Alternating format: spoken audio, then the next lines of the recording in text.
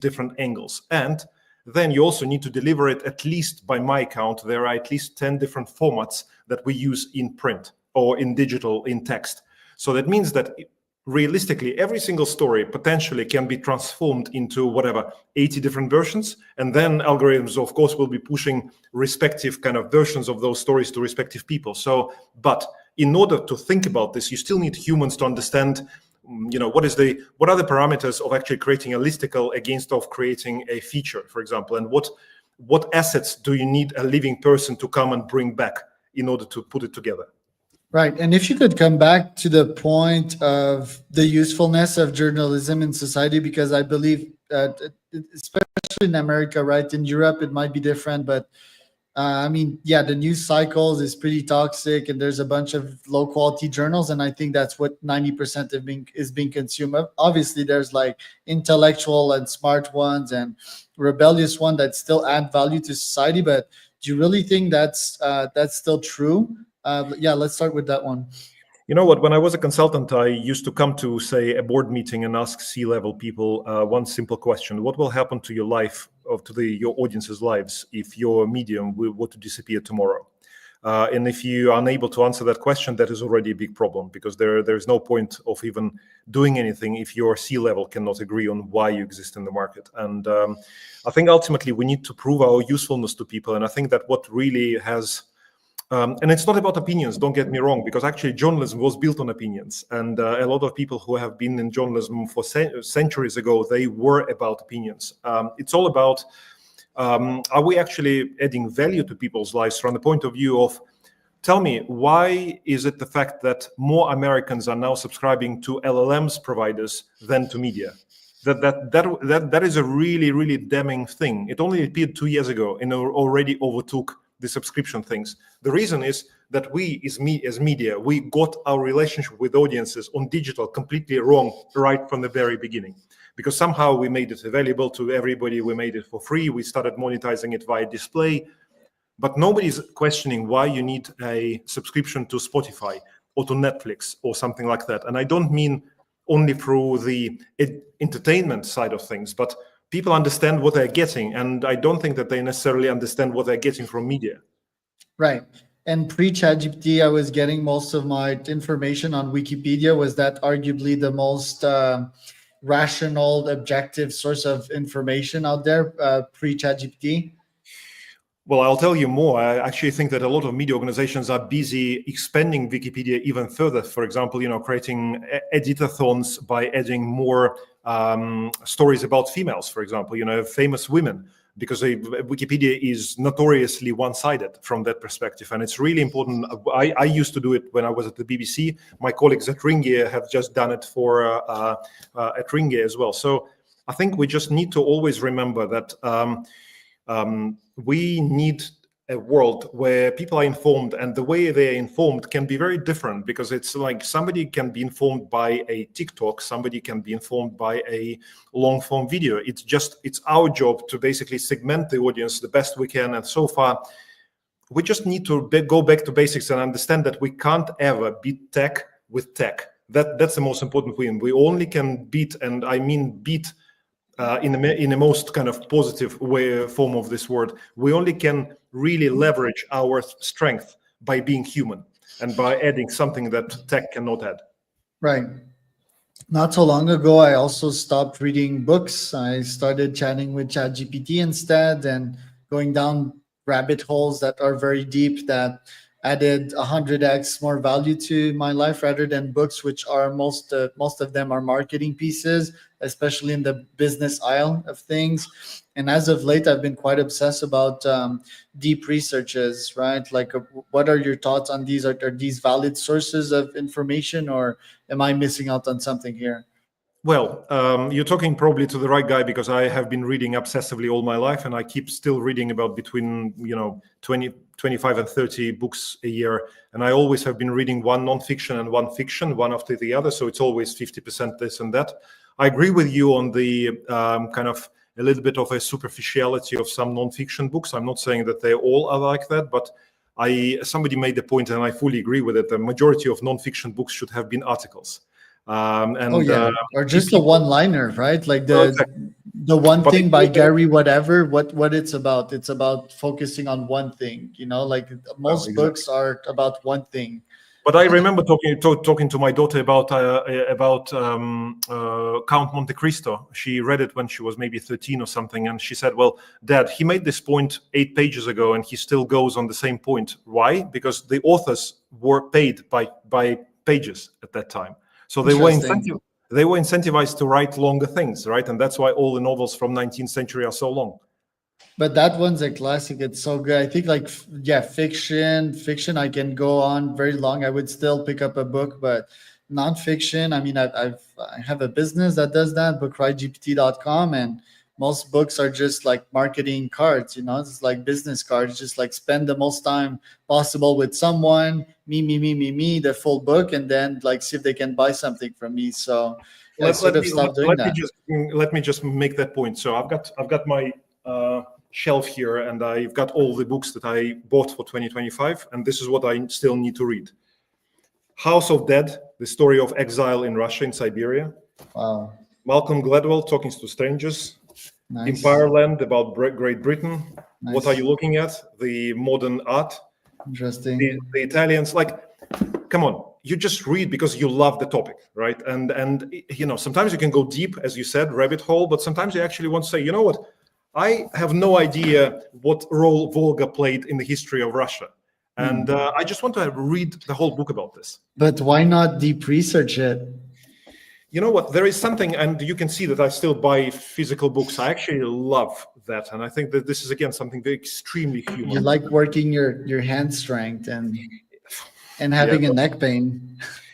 it's No, I get you. I get you on that. And how do you select these books? Because I think I would start with GPT for that. Like, I don't know, Pulitzer prizes or like I very have good. very strange relationship with the Pulitzer Prizes winners of the novels. I mean, I Okay.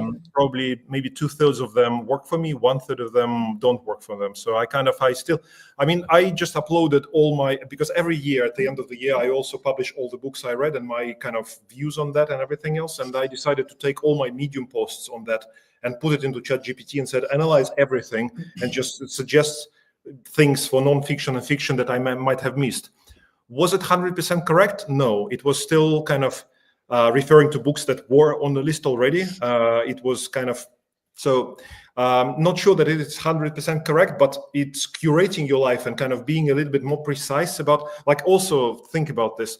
I am now 47, so let's just say for example, for the sake of argument, you have 30 years left. If you have 25 books a year, and half of them is nonfiction, then you only have like 12 multiplied by 30. This is what? 350, 300. 350 books left. So you just need to be super, super, super selective. Yeah. What would be the book of the future? Do you think that books would still be around in 20 years? Do you think the authors would very much leverage AIs, or would they just leverage their human superintelligence and their own experience and emotions? You know what? There will be a lot of experiments for sure. I read somewhere that one of my favorite American authors, novelist John Irving, always starts writing his new novel by writing the last sentence of the novel. I don't know if it's an urban legend, because I specifically went through all my books that I bought from him and I saw like some of those last sentences are super random. I don't know how he made it, but you definitely will unleash creativity one way or another. So how will print companies will be able to, or whatever, the companies that manage the printing of the books will be able to see what's human, what's not human. It's another matter. But come on, like all of us, we are at such a nascent start of the whole thing. We don't even know what human life is going to, how it is going to be affected. You mentioned artificial superintelligence and how this will affect life. And I also don't understand what people say, and people who we all respect, big leaders, thought leaders, they all say that we'll be working like, I don't know, 2-3 hours a day from in the future. I don't understand how corporations will be paying you for 5 days a week, but you only will be working 2 hours a day or something like that. So there was a lot of things to discuss, a lot of things to figure out. Right. And you mentioned like you looking at the next 30 years of your life. You mentioned your daughter as well. I think she tragically passed away like 3 years ago. How did that affected your view of life and death, Um, Well, thank you for researching that, and thank you for mentioning that, because Masha is still very much with me and with my wife every single day and every single second. So I kind of don't. We always only talk about her in present tense, because we don't believe in people disappearing anywhere, and I kind of can't wait to see her again, if you know what I mean. Yeah. But I probably care. Well, I definitely care much less about small stuff, and I because that thing puts everything into perspective, and you kind of always think, you know what, you just always need to remember what kind of things are important, what kind of things are not important, and that's the most important thing that I took out of it. That I can't. Well, let alone already people say that, think about, in 5 years time, is this what happening now right now going to be important to you or not? But and think what happened to us is probably like this multiplied by like million and billion and things like that. So you kind of always think that just take every day that come and try to be in the moment, the most important thing. Just try and never plan anything, and never plan, because like she left us when she was 21.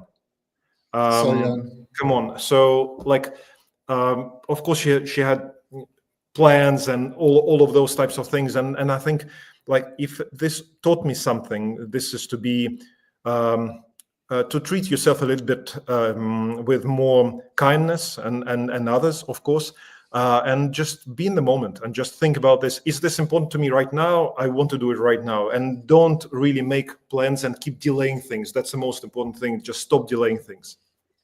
And do you believe that, for example, I fed all my grandfather and grandmother's data to an AI, and that I sort of try to have a chat with these every now and then? Do you think that AI is such a tool? It's like really an extension of us, or it's something alien, and you wouldn't sort of have a Masha GPT that you can talk to on a daily basis?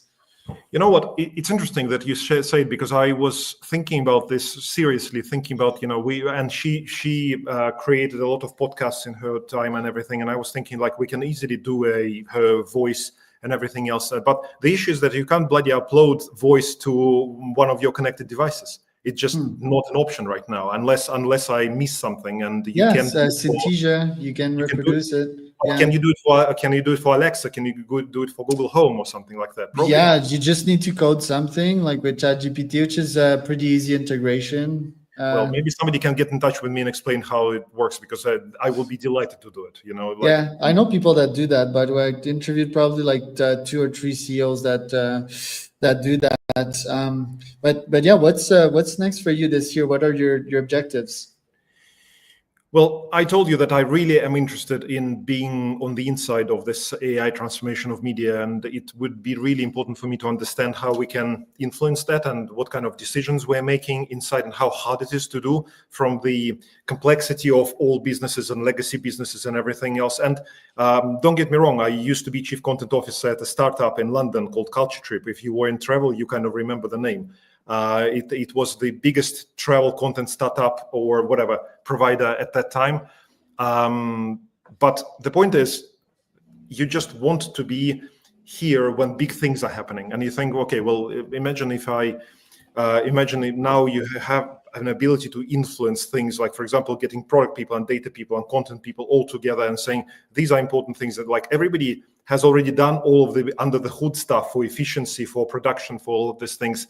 Then suddenly the Time magazine showed us what the multimodality can be in media, but I don't think they scaled it yet. And I wonder that we want to scale it. And then obviously chatbots appear and everything. And then agents you mentioned. It's incredibly, incredibly interesting to be on the inside. So I'm all about this, and I keep learning. And I think you mentioned deep research. It's something that I have not done yet. This is now that I really would like to go and find one topic and say, like, let me see what it can do. But I did NotebookLM, and we just published a digital media playbook for Ringier, and we actually created podcasts for every chapter that was automatically generated. Right. Yeah, you're one click away from deep research, available to all Plus users. It's so great. I'm doing like 5 a day, and that's my main goal actually. Every day is like how many deep researches I can do. Some of them are pretty irrelevant, right? But you just need like one, and you're like, holy moly! You get like inside the head of your customers, their psychological triggers, their fear, their victories. So it's just fascinating. Do you feel in the end that AI will bring us more freedom if we talk about authoritarian regime? Russia, China, but like right now there's Trump in the US, and that guy spreads a whole bunch of disinformation, and I think they all operate on very old frameworks, and while new fresh information is there, and you can clearly understand that these people are not running the countries the way they should. So do you feel that AI will bring us like more cleaner information, or do you think these things will also be weaponized against us? So before I answer that, I will tell you that we have two examples of two countries that have really revolutionized the way they work and the way they are perceived in the country. And one of them is Estonia, that basically is considered to be one of the most advanced digital first countries in the world, which means that, you can start solving real life problems of people with technology. That's one thing. The second example is Rwanda, the country that 30 years ago went through a genocide, and suddenly now it's considered to be one of the most advanced countries in Africa. So I'm a little bit pessimistic here, I have to tell you, because when I read a book by Amy Webb, a very famous futurist, she wrote a book about AI a few years ago, and she said, well, there are several scenarios, like all futurists create scenarios, and one of them was that everybody gets to work together and everything kind of becomes very, very consistent. And unfortunately, what we see right now is we see the complete opposite of that. Everybody is just for themselves. And we see it in two areas of human life. One is AI and one is space. And space is, again, everybody goes their own ways. And I think either Homo sapiens need to go through that period and then kind of understand that this is a road to nowhere, or we kind of will, I don't know, we'll have good pockets on Earth and bad pockets on Earth. Yeah, I think like most humans are good, and the good will always overwhelm the bad. I think bad is also part of us, right? Like if you think that you're just like an angel and you're righteous all the time, pretty much wrong. We all have like that old pre-Homo sapien in us that is about violence, destruction, and anger, and all of these things. I very much believe in creative destruction as well. Think that a bunch of old systems need to be disrupted, right, for us to start feeling better and for the world to scale more. So yeah, let's see what happens. Where can people find out more about you, Dmitry? Well, I'm kind of keeping up with LinkedIn mainly, so that would be probably the most the only area where I do things. All right, so that was Dmitry.